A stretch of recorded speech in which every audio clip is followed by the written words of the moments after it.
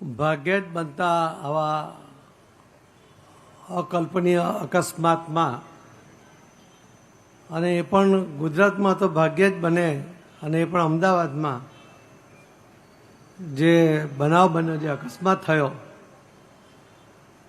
એમાં 241 પેસેન્જર અને crew member સાથે આ અકસ્માતની જ્યારે જાણ થઈ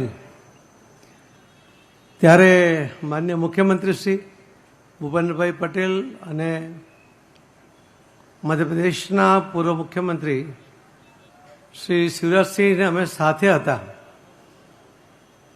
અને 1 મિનિટ પછી કોઈએ કહ્યું કે કદાચ વિજયભાઈ પણ આ જ પ્લેનમાં છે. ત્યારે એવું લાગ્યું કે કદાચ જે શબ્દ છે એ શબ્દ ખોટો પડે, નથી જ આત્મવિશ્વાસ સાથે કોઈ કહે, પરંતુ હોનીને કોઈ ટાળી શકતું નથી. જે બનાવ બન્યો ત્યારે વિજયભાઈ પણ એ જ પ્લેનમાં હતા. એની ખરાઈ જ્યારે થઈ ત્યારે હૃદય ધબકારા ચૂકી જાય એ પ્રકારનો એક આંચકો જરૂર લાગ્યો. વિજયભાઈ માટે તો ઘણું બધું કહ્યું. મને લાગે છે કે ગુજરાત ભારતીય જનતા પાર્ટીમાં કોર્પોરેટર, સ્ટેન્ડિંગ ચેરમેન, મેયર, સંકલ્પ પત્ર અમલીકરણ કમિટી,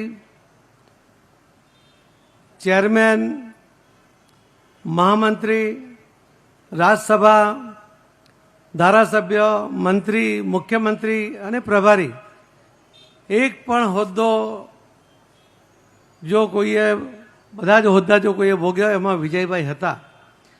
પણ આ દરેક ભૂમિકામાં એમણે જે સંબંધો વધાર્યા અને પોતાની સક્ષમતા પુરવાર કરી, એના જ કારણે એમની અંતિમ યાત્રામાં આખું રાજકોટ અને ત્યાર પછીની અનેક પ્રાર્થના સભાઓમાં જે લોકો ઉમટી પડ્યા છે એ જ બતાવે છે કે વિજયભાઈએ ખૂબ જ પ્રેમ આપ્યો અને ખૂબ જ પ્રેમ એ પામ્યા છે. આજે આપણી વચ્ચે નથી, પરંતુ એમનું ફેમિલી એ અહીંયા છે. પણ ફેમિલી એટલે એમના પત્ની કે બાળકો નહીં, આપણે બધા જ એના ફેમિલીના સભ્યો છીએ. આપણા બધા જ ઉપર આ દુઃખ પડ્યું છે, પણ એને સહન કરવાની તાકાત ભગવાન આપણને બધાને આપે એવી આપણે પ્રાર્થના કરવી પડે. અને એમણે જે પગદંડી ચિતરી છે એ પગદંડી ઉપર ચાતરીને આગળ જવા માટેનો સંકલ્પ જો આપણે કરીએ તો જ ખરા અર્થમાં આપણે શ્રી વિજયભાઈ રૂપાણીજીને શ્રદ્ધાંજલિ આપેલી ગણાશે. ભારતીય જનતા પાર્ટીને ક્યારેય પૂરી ન શકાય એ પ્રકારની આ ખોટ પડી છે. આવો સક્ષમ વ્યક્તિત્વ, આવો હસમુખો વ્યક્તિ કે જેના કોઈ દુશ્મન નહીં, એવા વ્યક્તિત્વને આજે આપણે ગુમાવ્યા છે.